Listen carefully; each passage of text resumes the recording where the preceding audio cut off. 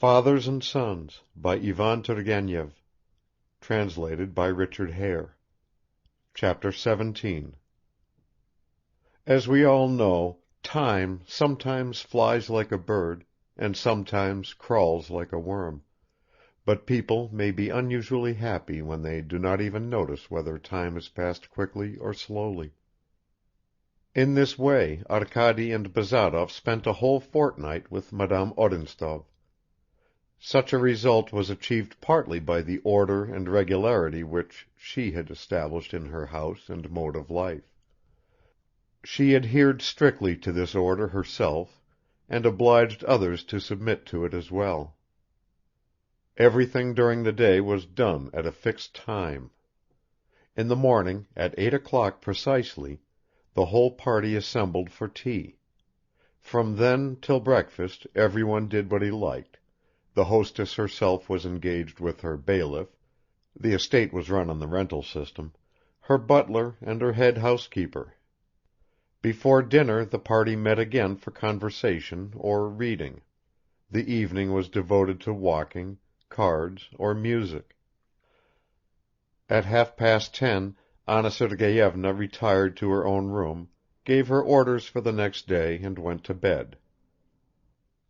Bazarov did not care for this measured and rather formal regularity in daily life, like gliding along rails, he called it. Livened footmen and stately butlers offended his democratic sentiments. He declared that once you went so far, you might as well dine in the English style, in tail coats and white ties. He once spoke out his views on the subject to Anna Sergeyevna. Her manner was such that people never hesitated to say what they thought in front of her. She heard him out, and then remarked, "From your point of view you are right, and perhaps in that way I am too much of a lady, but one must lead an orderly life in the country, otherwise one is overcome by boredom." And she continued to go her own way. Bazarov grumbled, but both he and Arkady found life easy at Madame Odintsov's, just because everything in the house ran so smoothly on rails. Nevertheless, some change had occurred in both the young men since the first days of their stay at Nikolskoe. Bazarov, whose company Anna Sergeyevna obviously enjoyed, though she rarely agreed with him, began to show quite unprecedented signs of unrest. He was easily irritated, spoke with reluctance, often looked angry, and could not sit still in one place, as if moved about by some irresistible desire; while Arkady, who had conclusively made up his mind that he was in love with Madame Odintsov, began to abandon himself to a quiet melancholy. This melancholy, however, did not prevent him from making friends with Katya; it even helped him to develop a more affectionate relationship with her. "She does not appreciate me," he thought. "So be it; but here is a kind person who does not repulse me." And his heart again knew the sweetness of generous emotions. Katya vaguely understood that he was seeking a kind of consolation in her company, and did not deny him or herself the innocent pleasure of a shy, confidential friendship. They did not talk to each other in Anna Sergeyevna's presence. Katya always shrank into herself under her sister's sharp eyes, while Arkady naturally could pay attention to nothing else when he was close to the object of his love, but he felt happy with Katya when he was alone with her. He knew that it was beyond his power to interest Madame Odintsov; he was shy and at a loss when he was left in her company, nor had she anything special to say to him; he was too young for her. On the other hand, with Katya Arkady felt quite at home; he treated her indulgently, encouraged her to talk about her own impressions of music, novels, verses and other trifles, without noticing or acknowledging that these trifles interested him also. Katya, for her part, did not interfere with his melancholy. Arkady felt at ease with Katya, and Madame Odintsov with Bazarov, so it usually happened that after the two couples had been together for a while, they went off on their separate ways, especially during walks. Katya adored nature, and so did Arkady, though he did not dare to admit it. Madame Odintsov, like Bazarov, was rather indifferent to natural beauties. The continued separation of the two friends produced its consequences. Their relationship began to change. Bazarov gave up talking to Arkady about Madame Odintsov, he even stopped abusing her aristocratic habits. However, he continued to praise Katya, and advised Arkady only to restrain her sentimental tendencies, but his praises were hurried and perfunctory, his advice was dry, and in general he talked much less to Arkady than before. He seemed to avoid him, he was ill at ease in his presence. Arkady observed all this, but kept his observations to himself. The real cause of all this novelty was the feeling inspired in Bazarov by Madame Odintsov, a feeling which at once tortured and maddened him, and which he would have promptly denied with contemptuous laughter and cynical abuse if anyone had even remotely hinted at the possibility of what was happening within him. Bazarov was very fond of women and of feminine beauty, but love in the ideal, or as he called it, romantic, sense, he described as idiocy, unpardonable folly. He regarded chivalrous feelings as a kind of deformity or disease, and had more than once expressed his amazement that Toggenburg and all the Minnesingers and troubadours had not been shut up in a lunatic asylum. "If a woman appeals to you," he used to say, "try to gain your end, and if you can't, well, just turn your back on her. There are lots more good fish in the sea." Madame Odintsov appealed to him. The rumors he had heard about her, the freedom and independence of her ideas, her obvious liking for him, all seemed to be in his favor, but he soon saw that with her he could not gain his end, and as for turning his back on her, he found, to his own amazement, he had no strength to do so. His blood was on fire directly he thought about her. He could easily have mastered his blood, but something else was taking possession of him, something he had never allowed, at which he had always scoffed and at which his pride revolted. In his conversations with Anna Sergeyevna he expressed more strongly than ever his calm indifference to any kind of romanticism. But when he was alone he indignantly recognized romanticism in himself. Then he would go off into the forest and stride about smashing the twigs which came in his way and cursing under his breath both her and himself. Or he would go into the hayloft in the barn and obstinately closing his eyes force himself to sleep, in which, of course, he did not always succeed. Suddenly he would imagine those chaste hands twining themselves around his neck, those proud lips responding to his kisses, those intelligent eyes looking with tenderness, yes, with tenderness, into his, and his head went round, and he forgot himself for a moment, till indignation boiled up again within him. He caught himself indulging in all sorts of shameful thoughts, as though a devil were mocking at him. It seemed to him sometimes that a change was also taking place in Madame Odintsov, that her face expressed something unusual, that perhaps ... But at that point he would stamp on the ground, grind his teeth or clench his fist. Meanwhile he was not entirely mistaken. He had struck Madame Odintsov's imagination; he interested her; she thought a lot about him. In his absence she was not exactly bored, she did not wait for him with impatience, but when he appeared she immediately became livelier. She enjoyed being left alone with him, and she enjoyed talking to him, even when he annoyed her or offended her taste and her refined habits. She seemed eager both to test him and to analyze herself.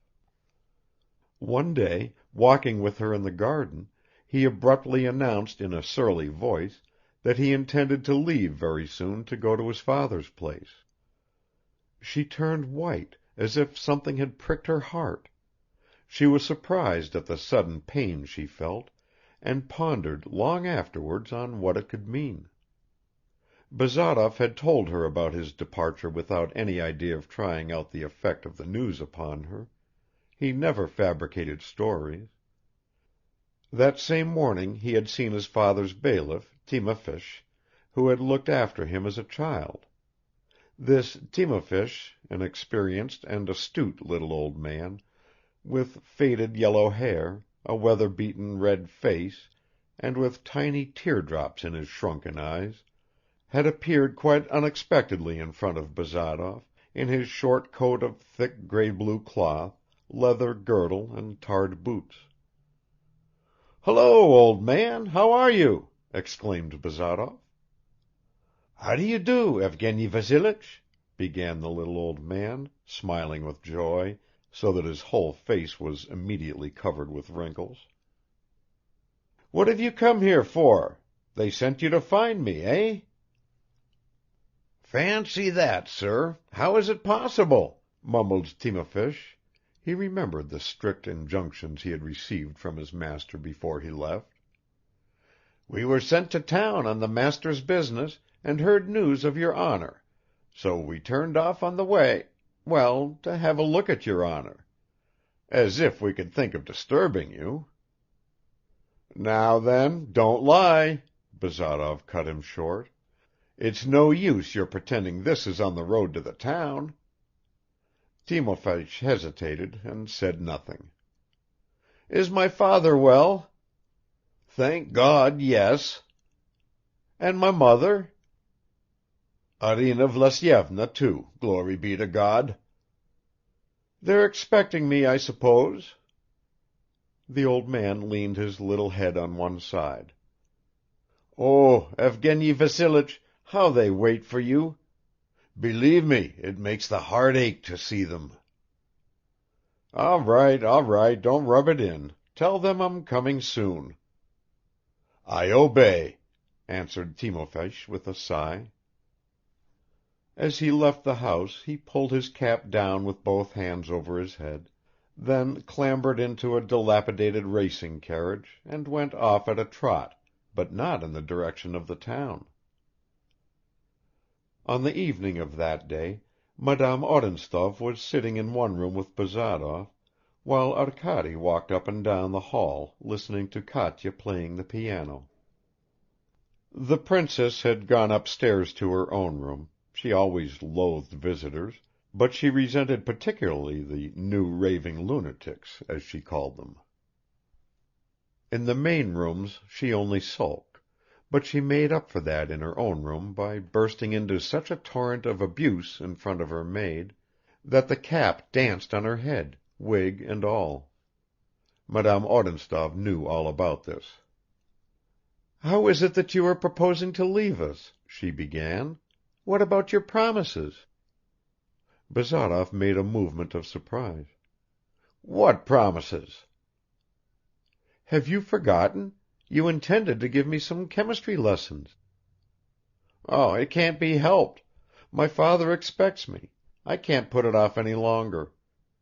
Besides, you can read Pelouse et Fremy, Notions Générales de Chimie. It's a good book and clearly written. You will find in it all you need." "But you remember you assured me that a book can't take the place of I forgot how you put it, but you know what I mean. Don't you remember?"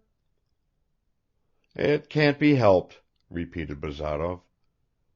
"Why should you go?" said Madame Odintsov, dropping her voice. He glanced at her. Her head had fallen on the back of the armchair and her arms, bare to the elbow, were folded over her bosom. She seemed paler in the light of the single lamp covered with a translucent paper shade. A broad white dress covered her completely in its soft folds; even the tips of her feet, also crossed, were hardly visible. "And why should I stay?" answered Bazarov. Madame Odintsov turned her head slightly. "You ask why? Have you not enjoyed staying here? Or do you think no one will miss you when you are gone?" "I am sure of that." Madame Odintsov was silent for a moment. "You are wrong in thinking so. But I won't believe you; you can't say that seriously." Bazarov continued to sit motionless. "Evgeny Vassilich, why don't you speak?" "What am I to say to you? There is no point in missing people, and that applies to me even more than to most." "Why so?" "I am a straightforward, uninteresting person. I don't know how to talk." "You are fishing for compliments, Evgeny Vassilich." "That's not my custom. Don't you know yourself that the graceful side of life, which you value so highly, is beyond my reach?" Madame Odintsov bit the corner of her handkerchief. "You may think what you like, but I shall find it dull when you go away." "Arkady will stay on," remarked Bazarov. Madame Odintsov slightly shrugged her shoulders. "It will be dull for me," she repeated. "Really? In any case you won't feel like that for long." "What makes you suppose so?" "Because you told me yourself that you are bored only when your orderly routine is disturbed. You have organized your life with such impeccable regularity that there can't be any place left in it for boredom or sadness, for any painful emotions." "And do you consider that I am so impeccable, I mean, that I have organized my life so thoroughly?" "I should think so. For example, in 5 minutes the clock will strike 10, and I already know in advance that you will turn me out of the room." "No, I won't turn you out, Evgeny Vassilich. You may stay. Open that window. I feel half stifled." Bazarov got up and pushed the window. It flew wide open with a crash. He had not expected it to open so easily. Also his hands were trembling. The soft dark night looked into the room, with its nearly black sky, its faintly rustling trees, and the fresh fragrance of the pure open air. "Draw the blind and sit down," said Madame Odintsov. "I want to have a talk with you before you go away. Tell me something about yourself; you never talk about yourself." "I try to talk to you about useful subjects, Anna Sergeyevna." "You are very modest, but I should like to know something about you, about your family and your father for whom you are forsaking us."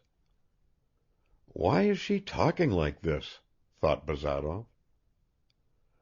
"All that is very uninteresting," he said aloud, "particularly for you. We are obscure people." "You regard me as an aristocrat?" Bazarov lifted his eyes and looked at Madame Odintsov. "Yes," he said with exaggerated harshness. She smiled.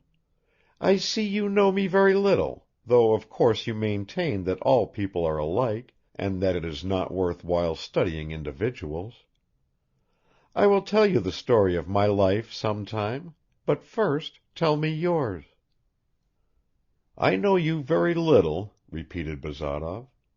"Perhaps you are right, perhaps really everyone is a riddle. You, for instance, you avoid society, you find it tedious, and you invited 2 students to stay with you. What makes you, with your beauty and your intelligence, live permanently in the country?" "What? What did you say?" Madame Odintsov interposed, eagerly. "With my beauty?" Bazarov frowned. Never mind about that, he muttered. I wanted to say that I don't properly understand why you settled in the country. You don't understand it, yet you explain it to yourself somehow. Yes, I suppose that you prefer to remain in one place because you are self-indulgent, very fond of comfort and ease, and very indifferent to everything else. Madame Odintsov smiled again. You absolutely refuse to believe that I am capable of being carried away by anything? Bazarov glanced at her from under his brows. By curiosity, perhaps, but in no other way. Indeed! Well, now I understand why we have become such friends. You are just like me. We have become friends, Bazarov muttered in a hollow voice. Yes, why, I had forgotten that you want to go away. Bazarov got up. The lamp burned dimly in the darkening, isolated, fragrant room. The blind swayed from time to time and let in the stimulating freshness of the night and its mysterious whispers.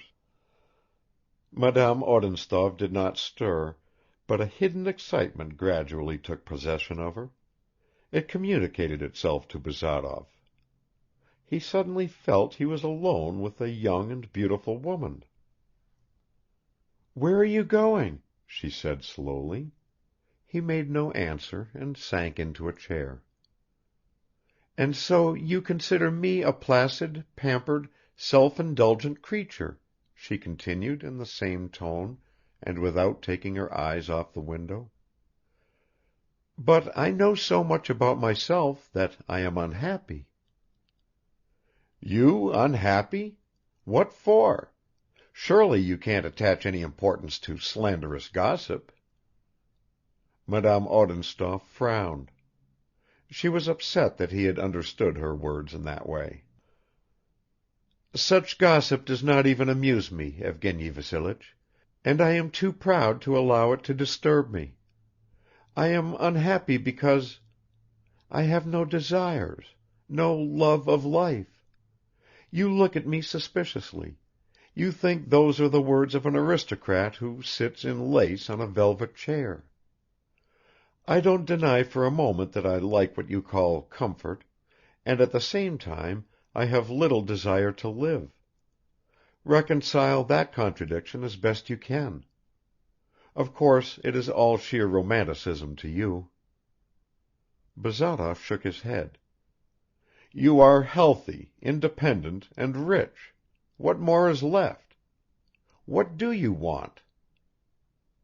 "What do I want?" repeated Madame Odintsov, and sighed. "I am very tired. I am old. I feel as if I had lived a very long time. Yes, I am old," she added, softly drawing the ends of her shawl over her bare arms. Her eyes met Bazarov's and she blushed slightly. "So many memories are behind me.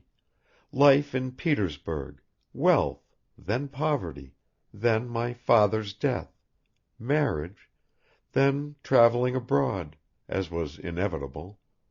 So many memories and so little worth remembering, and in front of me a long, long road without a goal. I have not even the desire to go on."